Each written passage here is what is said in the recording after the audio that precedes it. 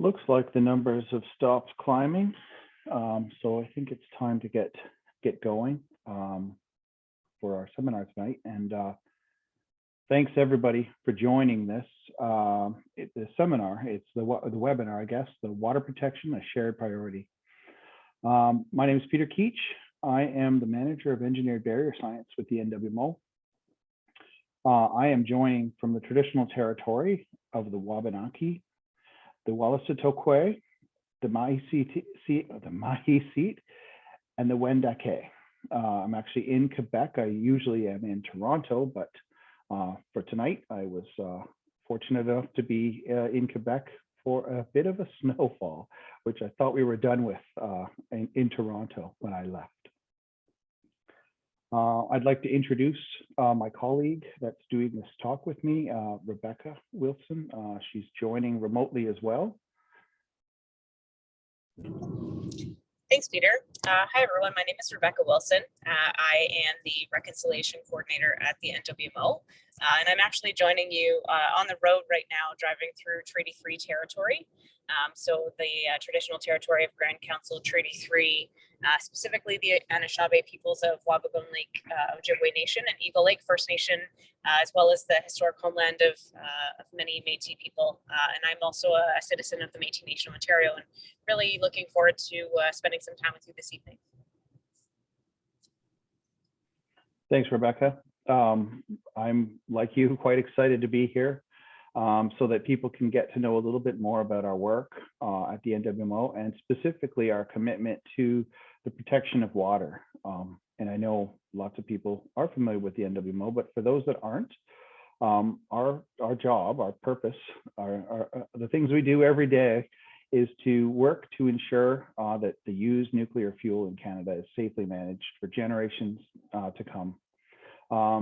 In particularly Ontario, we rely on nuclear power for our homes, businesses, and we've done so for many decades. A byproduct of this energy source is used nuclear fuel, which is highly radioactive, and we have to contain and isolate it from people in the environment for a really long time. We'll get into some details about how we do that in a few minutes.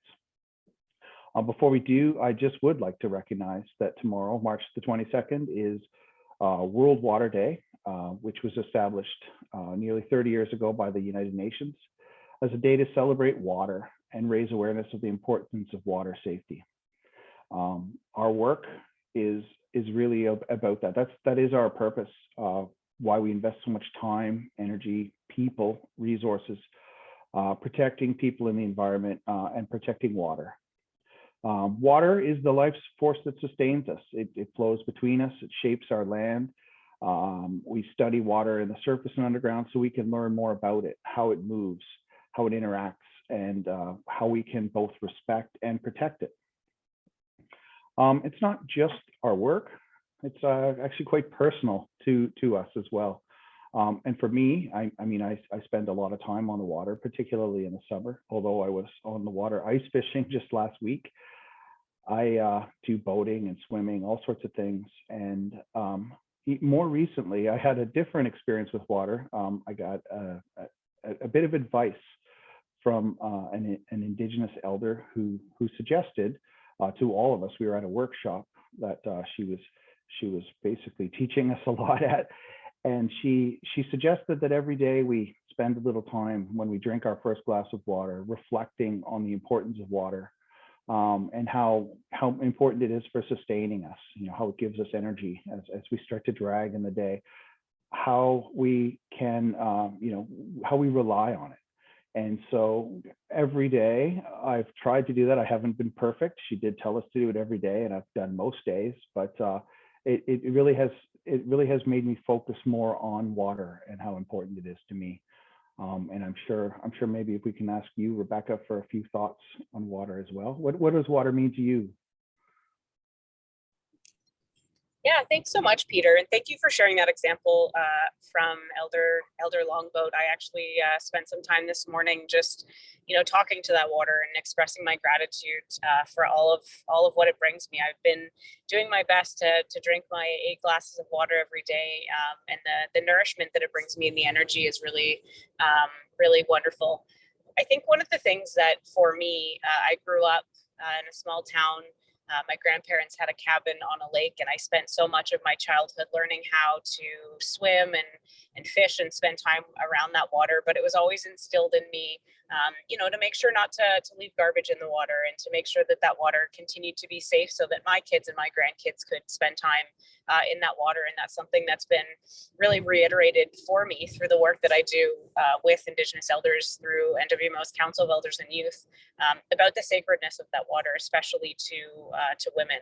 And so this presentation is really, really dear to my heart. And so really looking forward to sharing it with all of you tonight. Yeah, thanks, Rebecca. I always, whenever you say stuff like that, it always makes me feel like I should do more, which I really do appreciate that.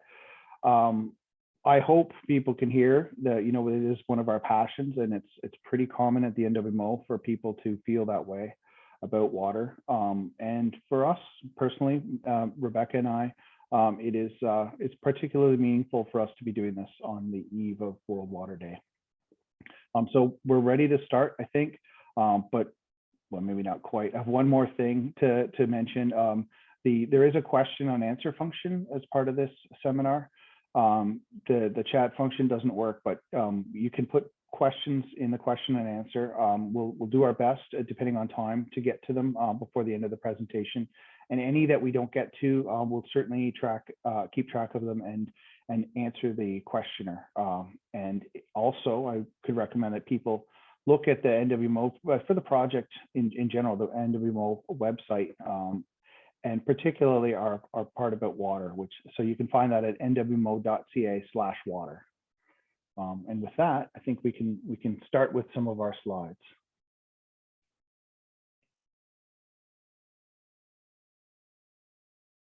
Okay, so we'll jump right into this, the nuclear fuel cycle in Canada. And I mean, why are we doing this way? Because it's such an important part of our industry and our society.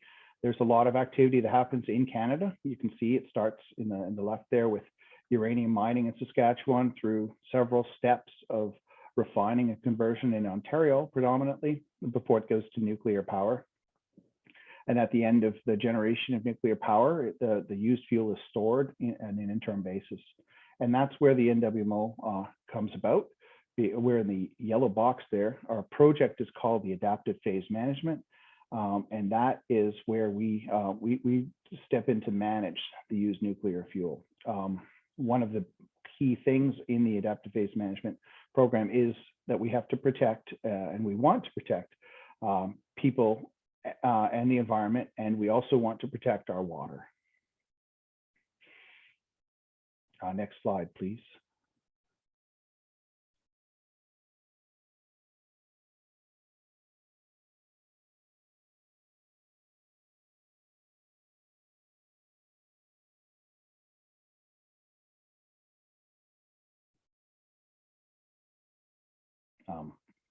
So you use nuclear fuel, or in general, nuclear fuel. It looks like these pictures show.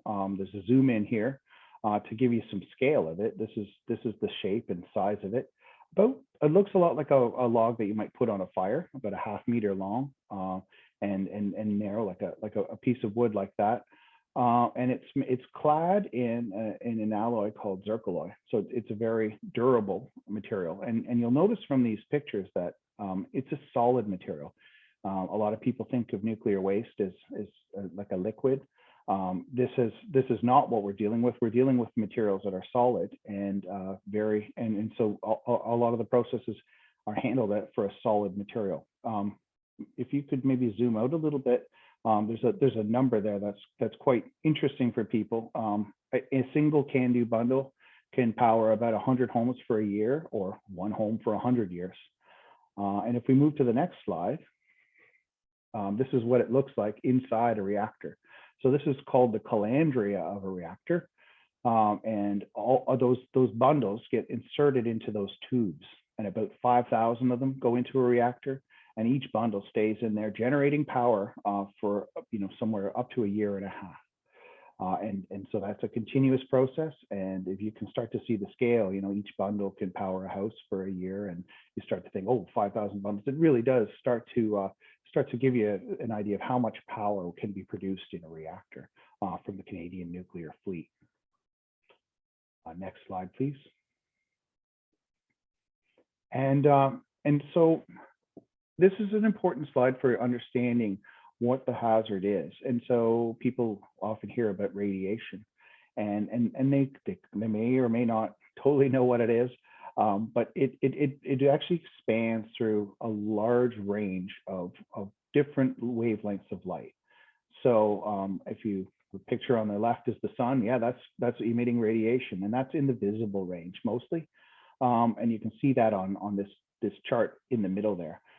As you get to shorter and shorter wavelengths, you get higher and higher energy light. So at the left, you have radio waves and microwaves, and those aren't things that we have to worry about particularly for shielding. But as you get to the extreme right of this chart, you can see that that's where you get to what's called ionizing radiation. And that's when you need to work to isolate people from the radiation sources. So those are things like gamma rays and X-rays. And so on the bottom picture there, you can see these leaded vest pictures of those. That's what you would get at a dentist's office to protect people from inadvertent exposures to X-rays and gamma rays.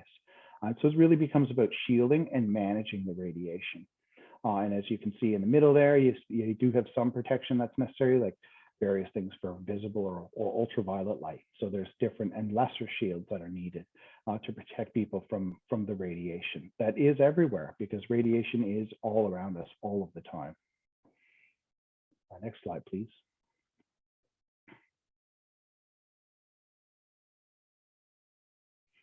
And this is a diagram of the project overall. And what you can see is that fuel bundle that I was just talking about a couple slides ago is on the top left.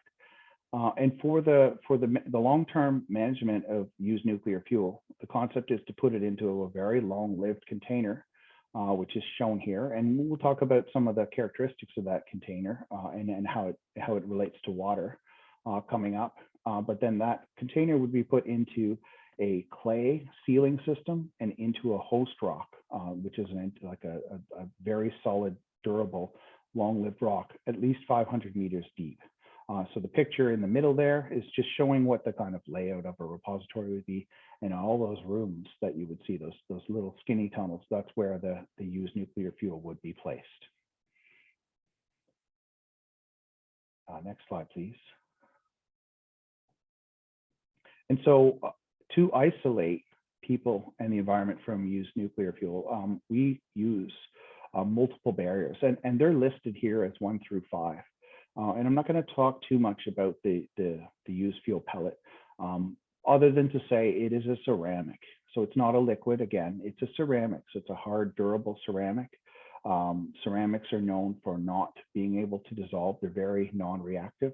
And so that itself, even though it is, it is a material that is for the reactor, it is actually a very good barrier against the release of radionuclides or radiation into the environment.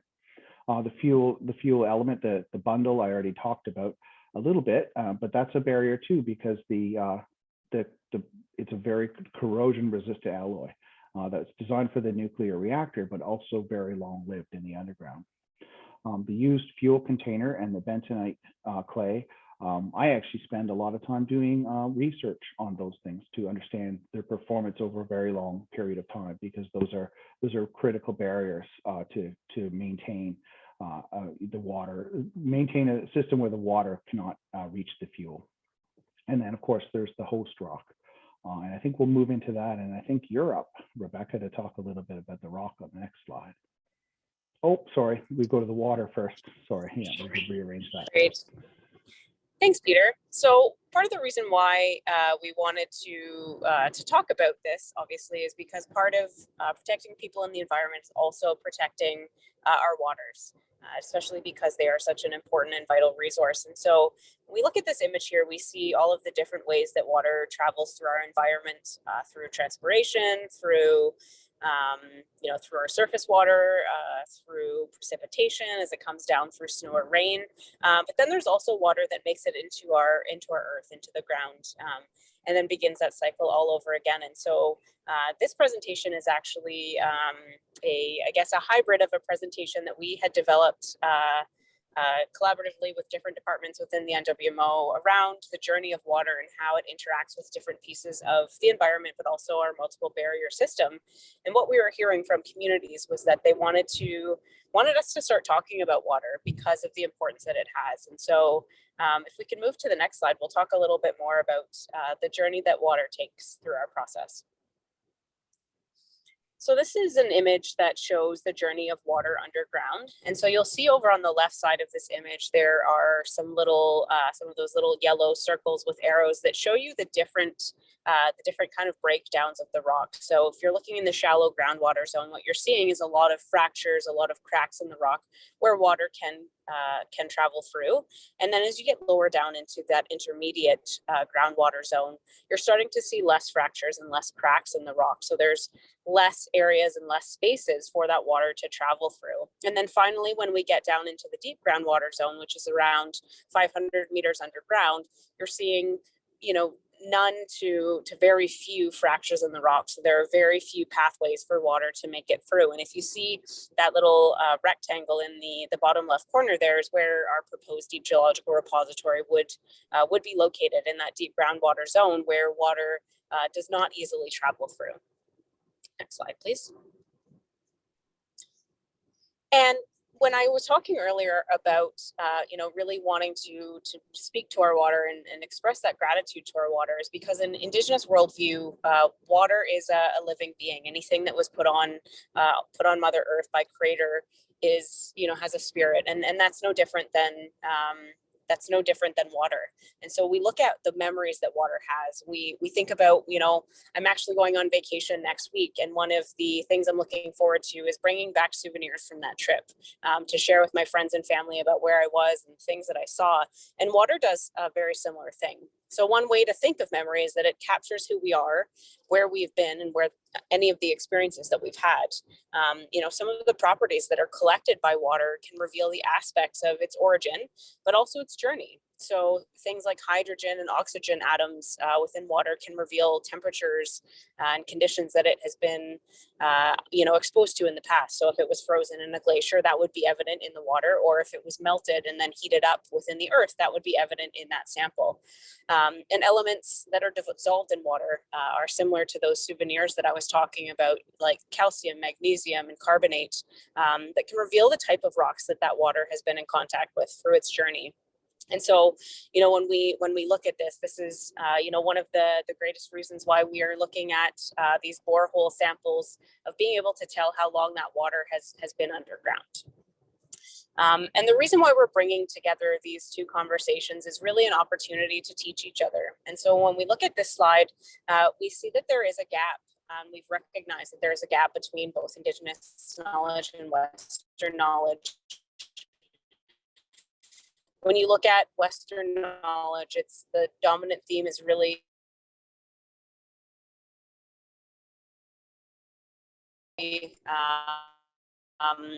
definition, have an experiment, and you repeat it until you keep getting it.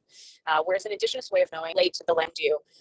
And so recognizing that Indigenous people for centuries have really been forced to learn Western science, but that hasn't been really reciprocated in Western science, Western scientists learning about Indigenous knowledge and why it's important, and really recognizing that both of these two knowledge systems are valid and vital on their own.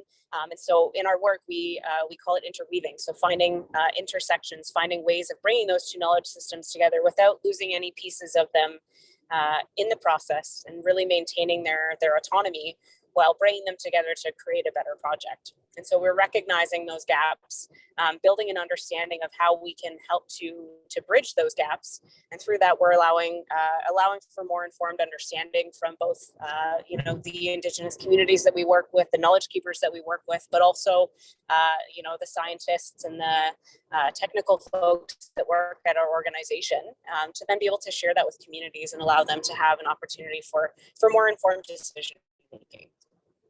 Next slide, please. Great.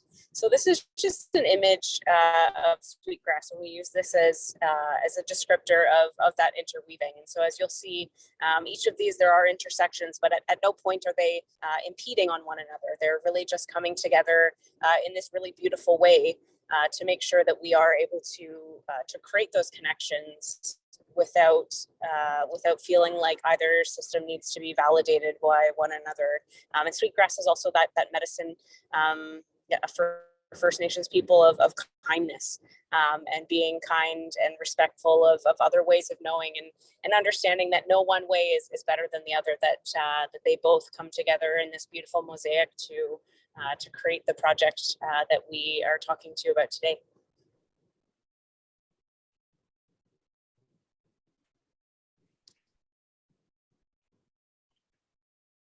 Now onto the rock, and Rebecca went over this on the other slide, so I won't go into this. But one of the things that we find is a really helpful tool, just for understanding, what it really means when we get into the deep underground, and how effective a barrier rock can be, is to use natural analogs. And I'm going to do a couple of these, and Rebecca will as well, the next few slides, to try and describe how we see this functioning in the actual world. And so I'm going to start with what was a natural uranium caused nuclear reaction. So this is a site in Africa where in the past there was enough fissile uranium material all accumulated in one spot for a spontaneous nuclear reaction to happen. This is way before people were around. And there was an accumulation of material. And if you don't mind going to the next slide, it's a pretty good description here. At one point, there was a fracture that opened up and let some water get in, and it certainly contributed to the reaction going on, and it ran for thousands and thousands of years until eventually it ran out of fuel and stopped being a reaction. And the really interesting thing about this is that when you get down to it, there's no evidence at the surface that this reaction happened. So you didn't see the things that are produced in the nuclear reaction showing up at the surface. So even though this rock did have some pathway downward to let the water in the first place, it did not have a situation where the nuclear materials were able to escape through the rock. And there's another example next, if you don't mind going to that one. And this one's in Canada. It's the Cigar Lake site, which is in Saskatchewan. And the picture here shows how there's an ore body at the very bottom there. And that's an ore body that contains uranium. And it's encased in clay. And then there's a few other things labeled there, like a sandstone and a quartz cap. And so this rock type, the sandstone, actually is a very high water flowing rock. However, because of the clay and the presence of the ore in the clay, it was effective at keeping the uranium immobilized down in the underground. So again, this is a similar depth of a repository, around 500 meters. And because of the presence of the clay, they were unable to detect uranium at the surface. They had to do geophysics to identify the ore body and then eventually initiate the mining operations. But for a repository analog, it's pretty good because it shows that, in fact, this the concept is sound in that you can contain material in the subsurface for very long periods of time. This is a very old ore body, like 1 billion years old. So it's not like it's brand new and we would have expected it. This has been trapped in this condition for a very long time. And if we go to the next slide, this can show, we're going to continue to talk about these analogs. I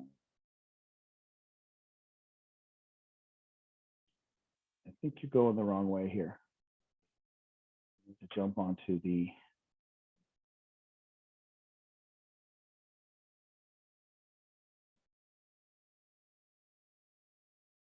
There we are on the clay one there.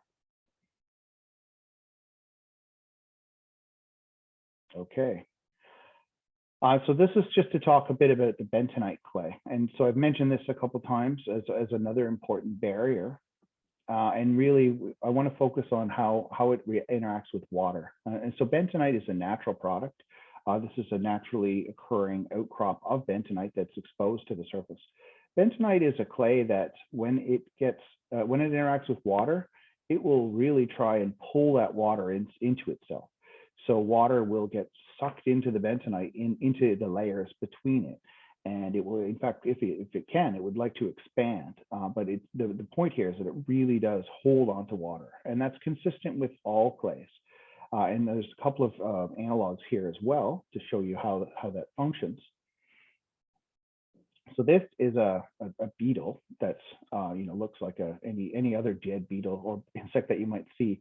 But you may notice when an insect, once an insect dies, its body is basically gone fairly quickly. It just decomposes really, really rapidly. This one was trapped in a clay as the clay was forming. So the body of the insect did not, in fact, decay. This is 2,000 years old, and it looks like an insect that was trapped very recently. And the reason is because the clay is so effective at holding on to that water. So the clay will prevent water from leaving it or moving around. And so when we talk about how this impacts our repository, the clay is a very effective barrier for preventing water from moving around. And if we move to the next slide, there's an even more compelling example of this. This is a forest, or was a forest in Italy, and it is over 2 million years old. And it still has these things that were trees are still made of wood. It's not a forest that was turned into a petrified rock where the minerals replaced the wood. The wood, in fact, you could chop it up, you could burn it in a fire. That's how well preserved the wood is in this particular example. The people that were living in this area when this was discovered had no idea of the age of this wood that had been isolated by the clay. So in this case, and this is not people isolating, this is a natural formation where some ash fell onto these trees and trapped them inside and prevented them from breaking down because of the clay's ability to hold on to that water and not let it move around, and it would preserve the wood for like a hugely long period of time, as those numbers would indicate. So again, this is a really good example showing how clay and water interact and how important that is in the repository design. Yep, thank you. Next slide.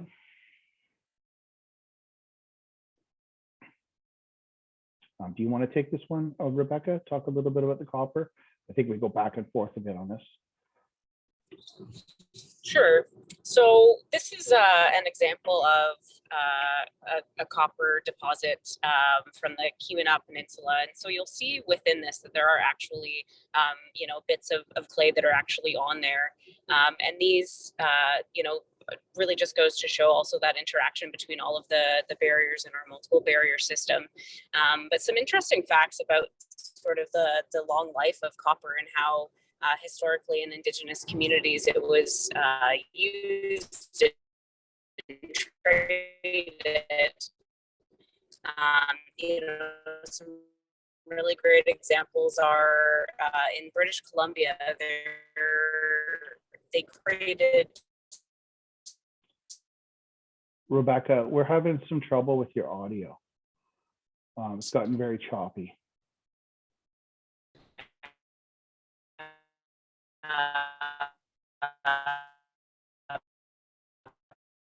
Okay, well maybe it will come back. I'll go over this one for now. Hopefully you can come back for in a slide or two. Yeah. Anyway, maybe we'll move on. There's lots of copper in the next few things. From clay, and from copper, and those were traded. And as they were traded, and each time they were traded, they received more value. Okay, we may need to switch over to Mayran. Okay, we'll just keep going. I think that was some sort of long delay on what you were saying because you were on mute. Anyway, we'll move on to the copper in nature slide here. And so this, the key, Rebecca mentioned the Keweenaw Peninsula. That's it shown right here. You can see it jutting out into Lake Superior from Michigan with the orange. And the top right map is a picture of copper deposits, and it's a very rich peninsula with copper deposits. The picture on the bottom is another version of that of a map there showing where copper was found.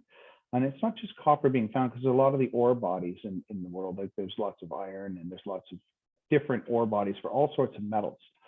In this case, when we're talking about copper, this is copper that's found as metal. So that last picture that was on the slide that we lost Rebecca on from poor audio, that's how it was found. So you could find a sheet of copper in the underground that is a copper metal.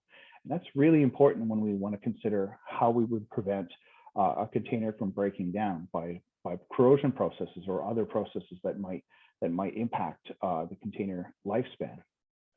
So in this region, you find these metals, and there's a couple of examples shown here. The top left one is near Lake Superior. The bottom left one, I always talk about this one a lot because I found the picture of it, and it's really neat because it was exposed when the lake levels were low. You could actually walk out into what was formerly underwater and find samples of metallic copper. So this one was found in Ontario. And so each of these shows that copper has a really long life in the underground. And by long life, I'm not talking, tens of years. I'm talking these samples are over 1 billion years old.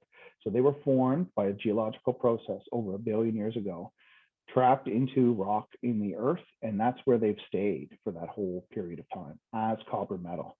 So when we want to gain confidence in our ability to prevent corrosion, and we look at things like copper. Copper is a perfect metal for using in the underground to prevent the container from allowing water to reach the fuel, to use nuclear fuel. And if we want to move on to the next slide,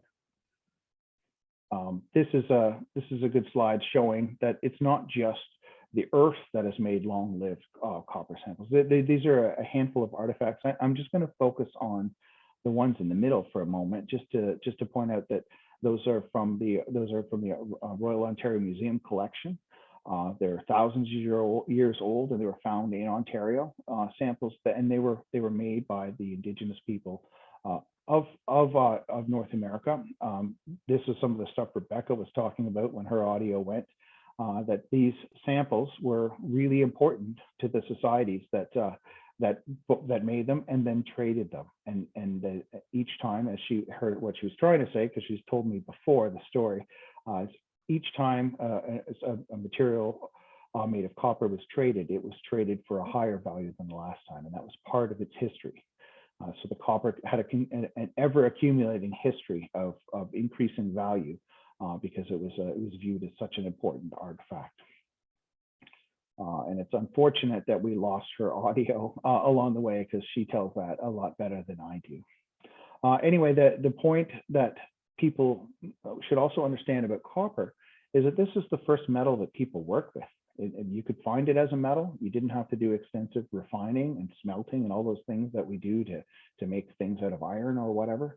And so copper, as the first metal, has the longest history of interaction with people. And so we can use these artifacts as well to learn about how copper will perform, whether it be in the underground or in the near surface, like in the deep underground, like the ones before. These ones are found fairly close to the surface.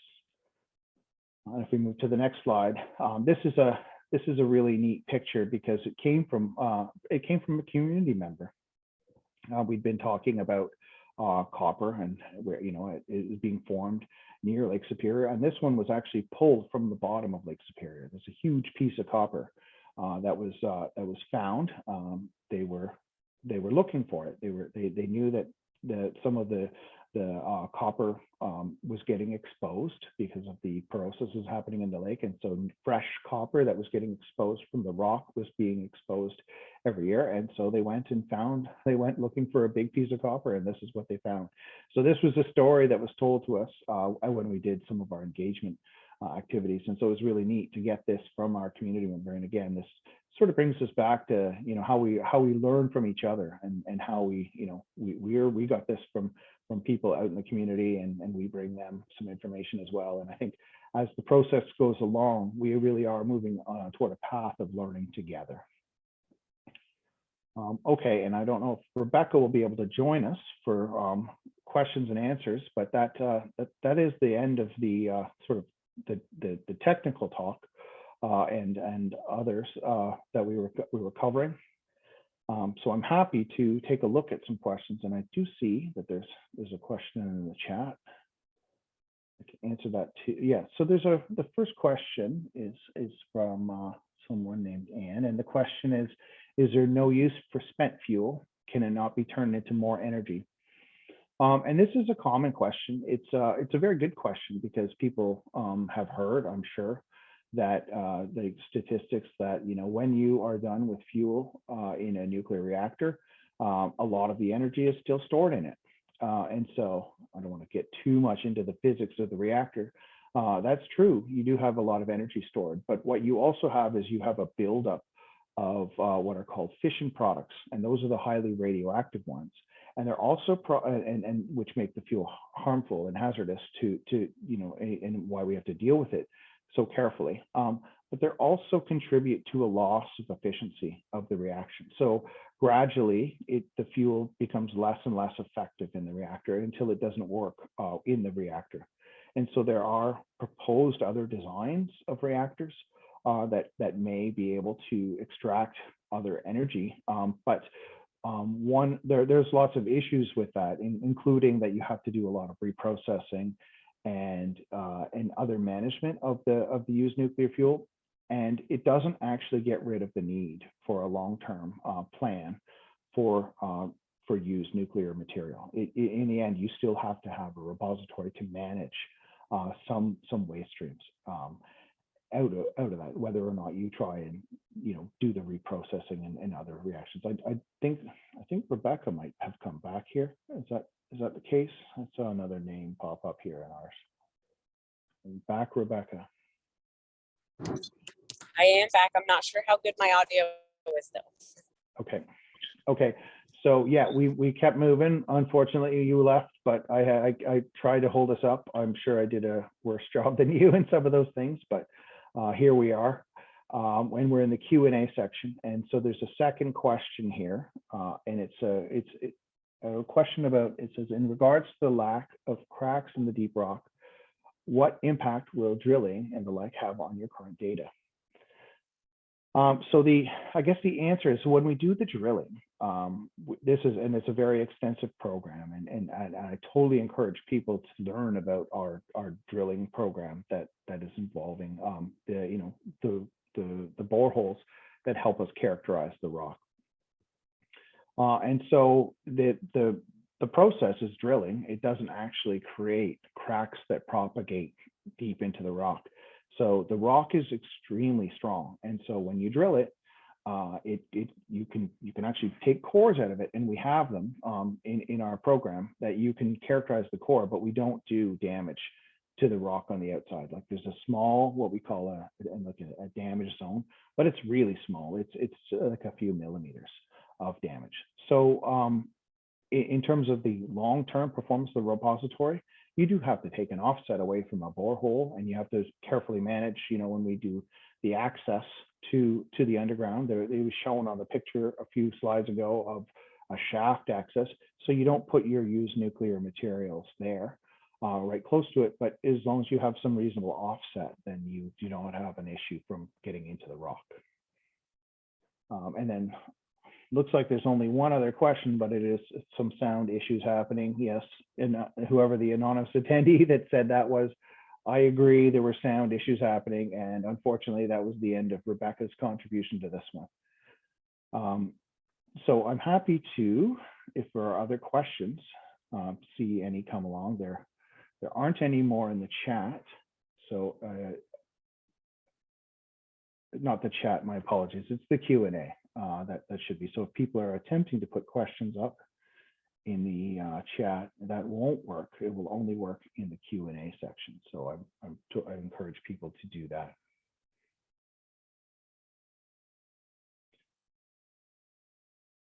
Doesn't look like there's a ton of questions out there, but that's okay.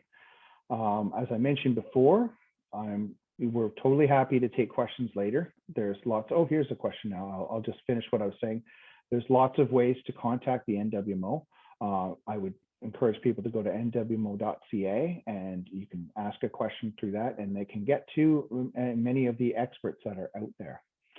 Okay, there's a couple questions that have shown up now. And so what are the tests showing of the water at the ground rock level? Okay, so when we talk about water in the underground, the picture was attempting to convey that, you know, as you get deeper and deeper, there are fewer and fewer fractures in the rock, and that's true. So as you do that, the fractures get smaller and smaller, and eventually many of them disappear entirely.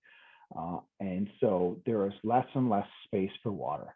So in the underground, you end up with very little water in fracture zones when you get deep, but you do have some water in the rock itself. So it fits in the pore of the rock.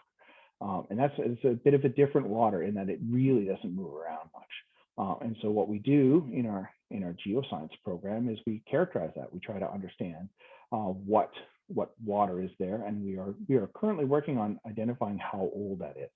And that work is not yet done, but I have been assured that it's very old, and I've definitely put a priority on getting that answer. So I ask that question regularly myself: how old is the water? And so that is one of the important questions that many people have. But again, there's extremely small amounts. In order to get that water out of the rock, you actually have to take it and squeeze it and squeeze it and squeeze it, and you get barely any out of the rock. So there is water down there, but it's very little, and it really doesn't move much. So there is, that answers the second question, or is there water in the ground rock where the DGR will be? So I did answer both of those questions at the same time. There's a couple more here. Let's see. What have we got? It's a question about, will drinking water resources be protected? And so again, I think this speaks, well, what I spoke to earlier kind of covers that. You know, it's a very isolated system that we're talking about. So the water is way removed.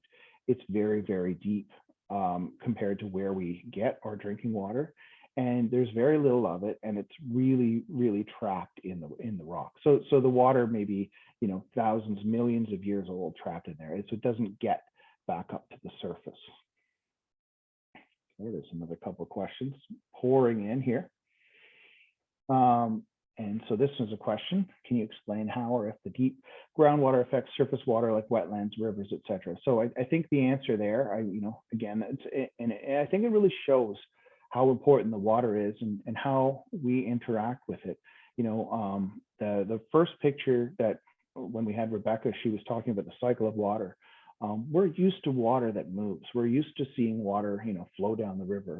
Like I mentioned, I'm in Quebec right now, and I was lucky enough to go over and look at the St. Lawrence River, and it's a huge river, but you can see it moving along, and that's kind of what we're used to. We watch water move. When we get to the subsurface, that just simply doesn't happen. The water is really, really trapped in these zones.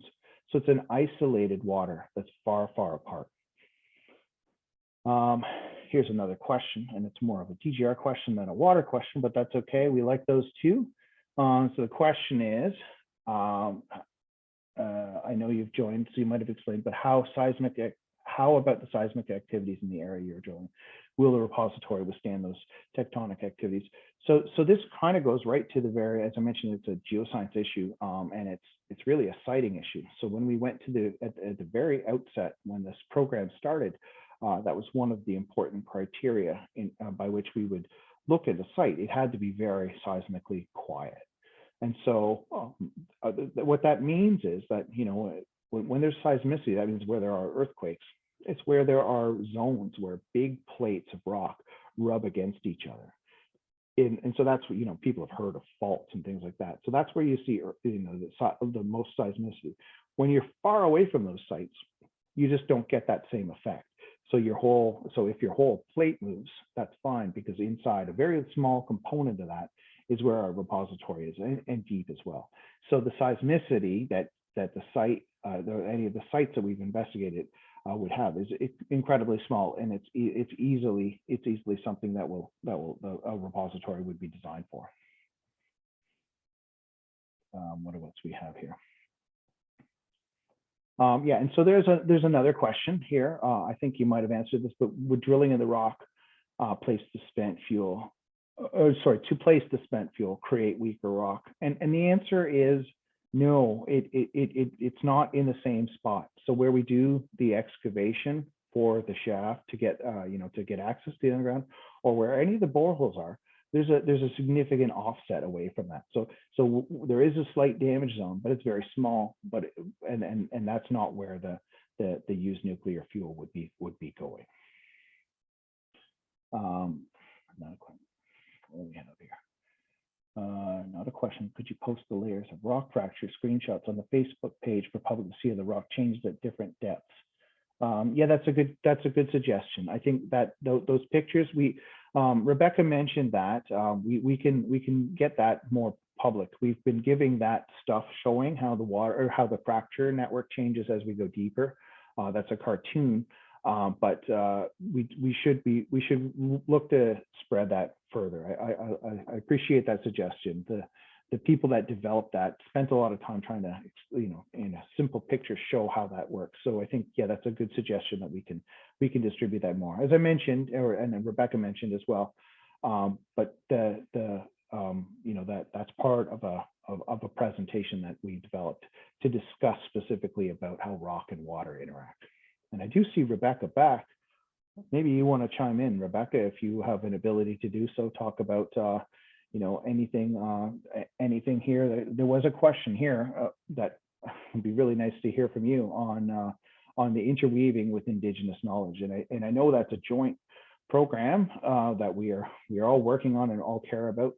I'm happy to answer too, but if you want to give your perspective first, I would very much appreciate that. Sure. Can you hear me okay? Yes, we can. Okay, great. Just wanted to double check. So that's a really great question. Thank you for that. I think the really important part to really touch on is the work that we're doing with communities to empower them to interweave Indigenous knowledge. So things like the community-led impact assessments, water monitoring, and of course, those are stories that we would love for, communities to tell. We've also been doing work supporting community initiatives like providing funding to the Saugeen Ojibwe Nation Coastal Waters Monitoring Program. And I think as well, just really the work that we've been doing to amplify the voice of water. We've heard from, communities that we work with, but also internationally about, this idea and this concept of providing personhood to water. And I think that's a really beautiful idea. And what we're really trying to do is really amplify that voice of water. And bring some sort of agency to that water to be able to really be doing what the water is asking us to do, and really encouraging communities to help us on that journey. So I hope that answered the question. Thank you. I appreciate that. And I would like to chime in as well, because I have a totally different perspective. You talked earlier about how you have you've been trained differently. You have been trained as Western science, and you brought Indigenous knowledge. And I'm the opposite. I never had that opportunity with the Indigenous knowledge until now, and it's largely because of the initiatives of your group, where we are now working with the Indigenous relations team to start to explain to us, what Indigenous knowledge is, what does it mean for a Western science program to have some interaction with that. So we've done some activities like simple cultural awareness training, and then we're expanding that to how our programs can contribute to reconciliation. So from the ground where I am in this program, we're really starting to understand how the Indigenous people of Canada can contribute to our work in a totally different way, because this is real interaction with researchers at universities who are getting their first understanding of what Indigenous knowledge systems are. And so we're on the ground floor of understanding what they are, and now we're starting at the very beginning stages of how they can impact our work. So that's how it works, right? And I know they're totally different answers.